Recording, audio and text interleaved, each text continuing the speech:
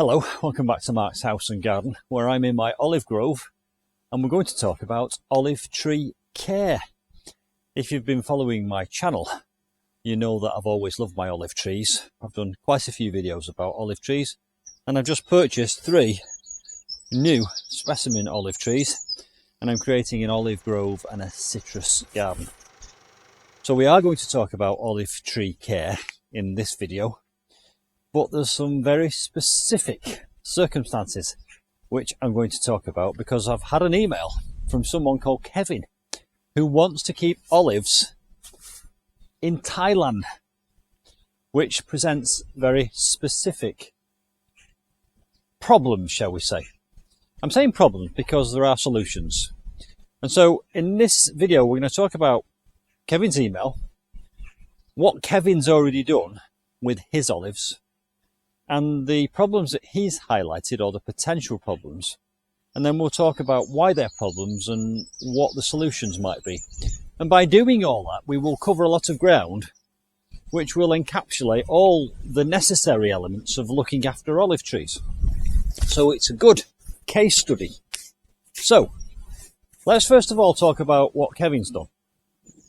Now Kevin, I have to say, having read your email and seen pictures of your olives, I think you already know the answers to all your questions, and I think you're already doing all the right things. And I'm no olive expert. I've just read about olives and applied common sense. So I probably can't tell you any more than you already know, it seems to me. But what I think we can do is give you some reassurance that what you're doing is correct and what you plan to do is also correct, because Kevin has already outlined in this email his thoughts. Kevin has already put his olives in terracotta pots with lots of drainage, which is fabulous. And he's already also pointed out that he doesn't water them too often.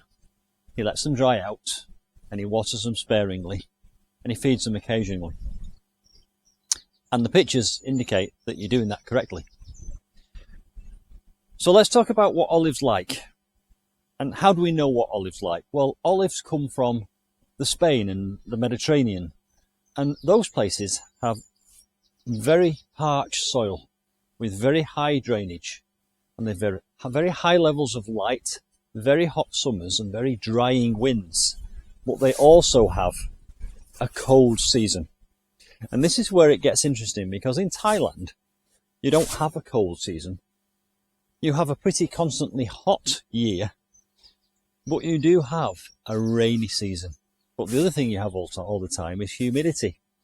So you've got the heat and you've got the light, but unfortunately you've also got the wet and the humidity. And that's the slight problem that we need to kind of try and counterbalance. We can do it in the UK because we have a cold season. We do have light and we do have a summer. And we have wind, which isn't too humid, which dries the olives out. So we can tick a lot of the boxes. What we can't do in the UK really is we can't develop fruit properly because we don't have a long enough hot summer. But we do have a cold winter, so the trees can set the fruit, but we don't really have a long enough summer for it to ripen, unfortunately.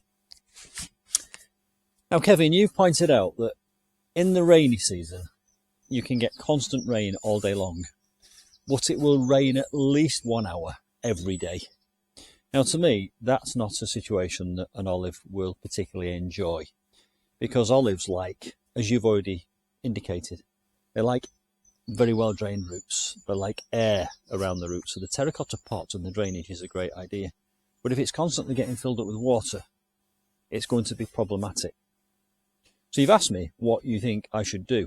Your suggestion is bring them under the shelter of a canopy where they don't receive any rain. And I think that's what I would do. I would bring them out of the rain for the rainy season. I would take responsibility for the watering of the olive and the feeding of the olive. And I would do what I've always suggested, which is let it dry out between watering and feed it. Now, I feed my olives during the growing season. Because you've got heat all year round, you've got a constant growing season, so you need to feed yours all the time. That's fine. But what I would avoid doing, if possible, if you are going to bring it out of the rain, is avoid, if you possibly can, at the same time bringing it out of the light. It needs the light.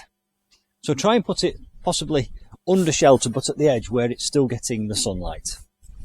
And the other thing which I would ward against is bringing it out of ventilation, because humidity, if it's not getting any ventilation, if it's not getting any breeze through its branches, the humidity will be the perfect situation for mold and fungus and bacteria.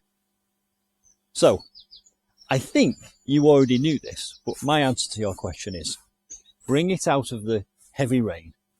Take control of the watering and feeding during the rainy season, but try and put it somewhere light and breezy.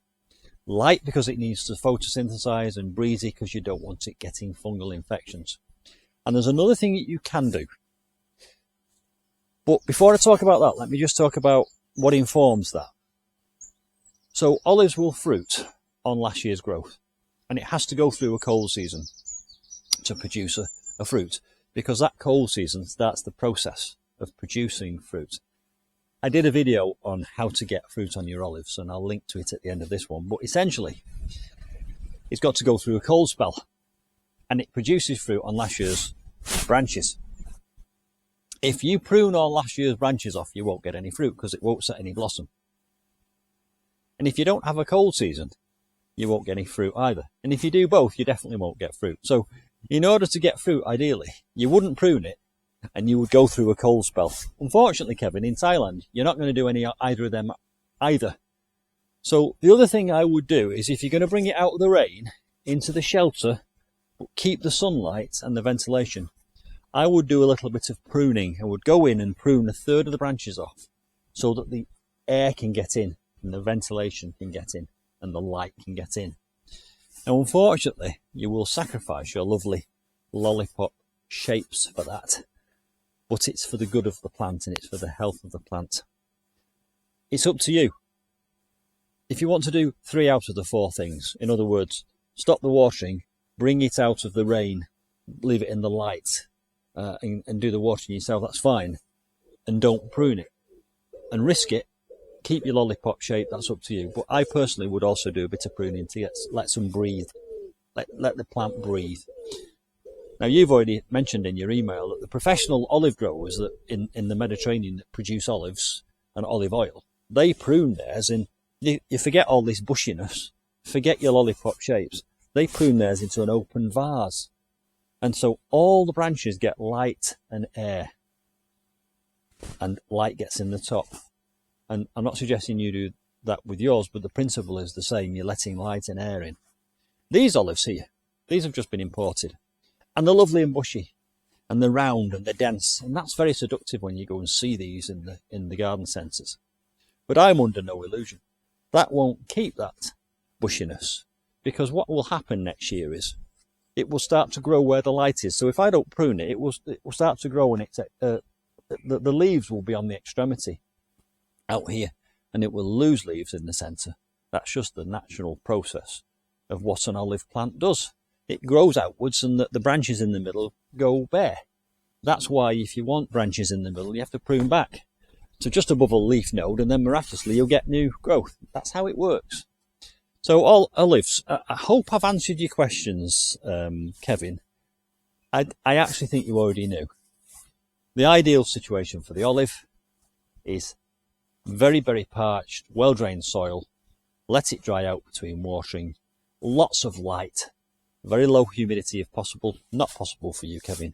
Not overwater. Prune them to let the light in, and keep it in the light and the breeze. And I think you'll do okay. And the pictures you've sent me indicate that after 12 months, you are doing okay. And everyone else, if you follow these basic principles with your olives, you'll also do okay. It's not rocket science. I'm no expert. I've just read about it and applied common sense. Common sense is to emulate and replicate the native conditions of the plant that you're caring for wherever you are. I'll see you soon for some more olive tree care adventures. Thanks, Kevin. Bye for now.